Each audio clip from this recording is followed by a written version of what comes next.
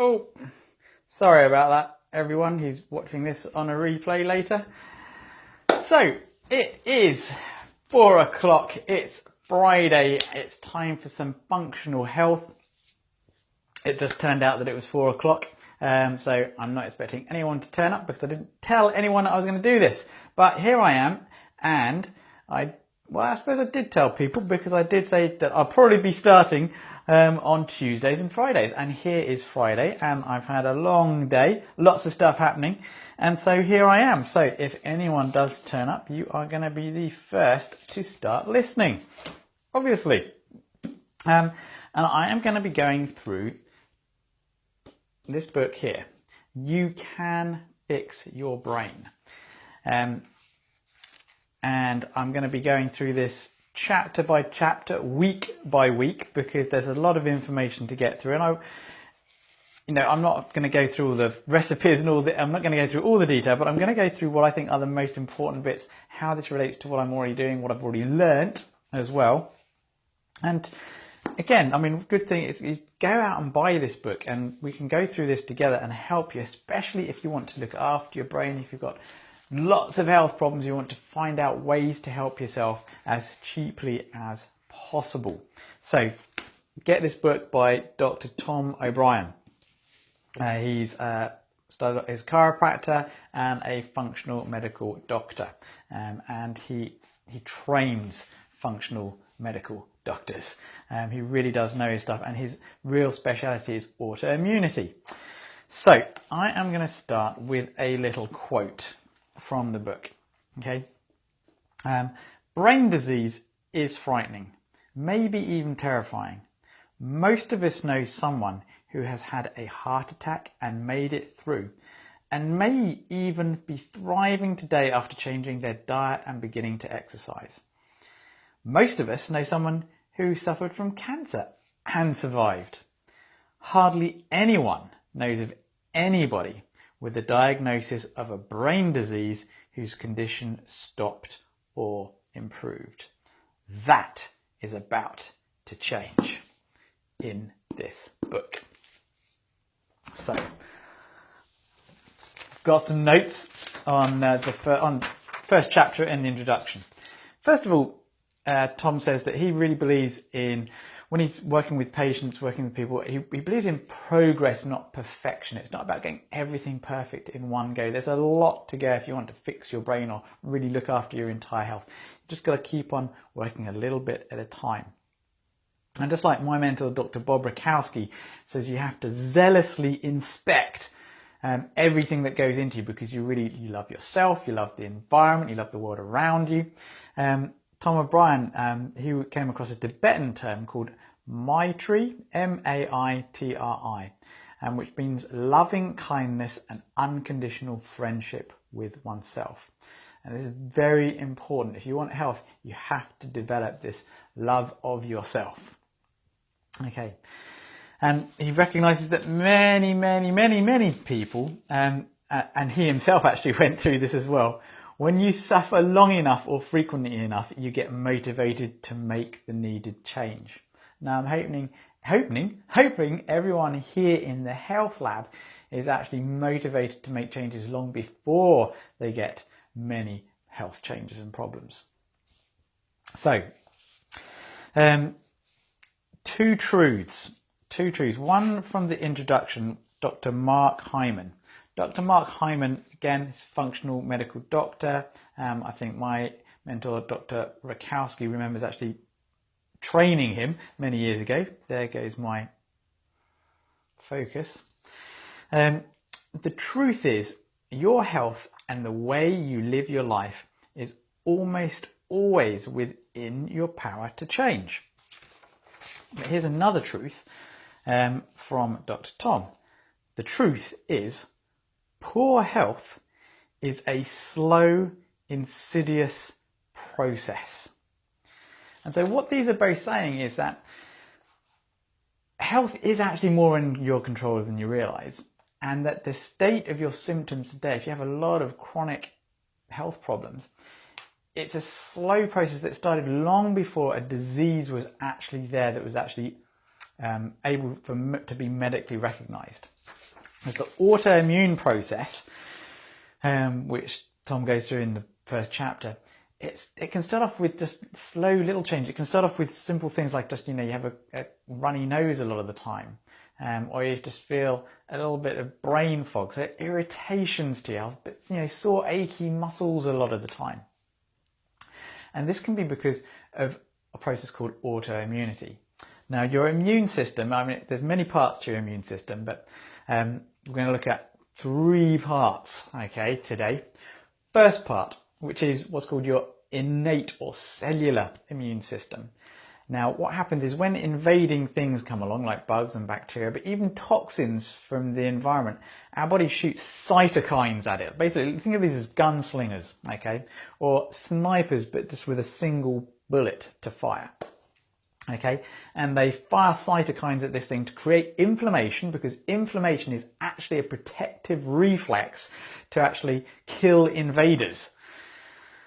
Okay, so inflammation, so just suppressing inflammation all the time with drugs or trying to lower temperatures, all these things can actually be a huge mistake if you don't let the body's natural inflammatory processes take place.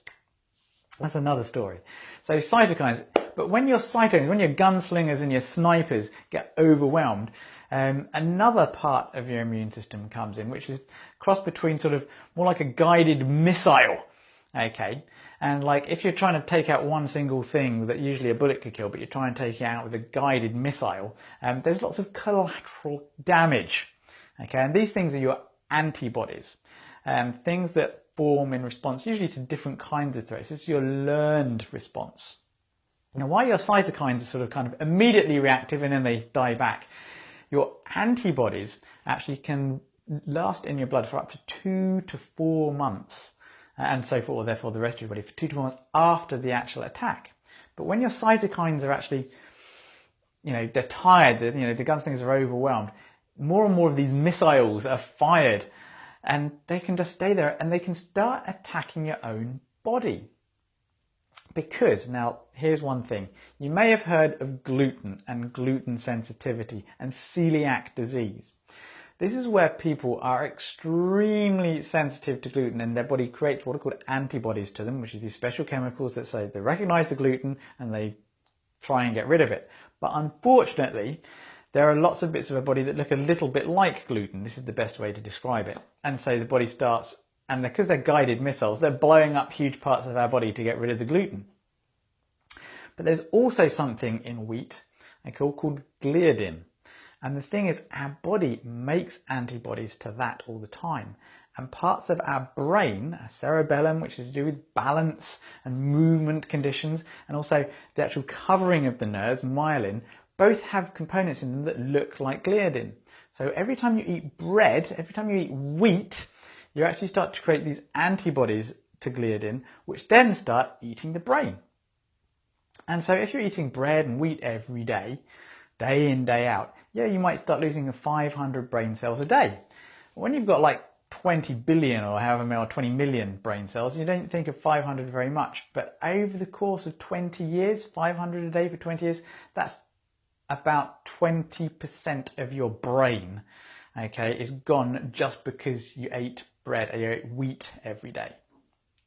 Now, not everyone may actually get the same amount of autoimmune response, but this is one of the reasons why people need to reduce grains, because it's actually destroying our brains, or at least wheat is, modern wheat anyway, with gliadins in it. So, that's tip number 1. Decrease wheat, even if you feel fine now, because it is actually going to have an effect on your brain. And that's just one thing. And when it comes to really serious brain conditions like Alzheimer's, there's a doctor in America, Dr. Dale Bredesen, and he's actually identified 37 different triggers that cause inflammation in the brain and therefore lead to brain-related disorders. So Alzheimer's, Parkinson's, dementia. And he's actually reversing Alzheimer's, which is up until now been thought as to be absolutely impossible. And that's because he identifies these triggers, removes them, and fixes every stage of the way. And an inflamed brain, just like my mentor Dr. Bob Rakowski says, basically an inflamed brain feels no pain. Unlike your muscles, which can feel sore, and your gut that can feel sore, if your brain is inflamed, it does not feel sore, it goes through things like depression, anxiety, behavioural problems, and eventually things like dementia, Alzheimer's and Parkinson's. So it's very, very important that we start identifying these things. And the rest of the book is actually going to look at all these different areas. And so I'm going to bring all of this stuff to you. So that's 2 parts of the immune system. The third part are what are called autoantibodies. Now, I've spoken a bit about, well, I haven't spoken about autoantibodies, but I've spoken to you about intermittent fasting and why water fasting for 3, 4, 5 days and why the fasting mimicking diet for 5 days is so important, because it puts us into a state called autophagy, which basically means our body goes around eating the bits of our body that are not working very well, and it recycles everything. Because in order to renew your body completely, you have to take away all the old stuff to give room for new stuff. Otherwise, what happens? Otherwise, you just start building more and more bits.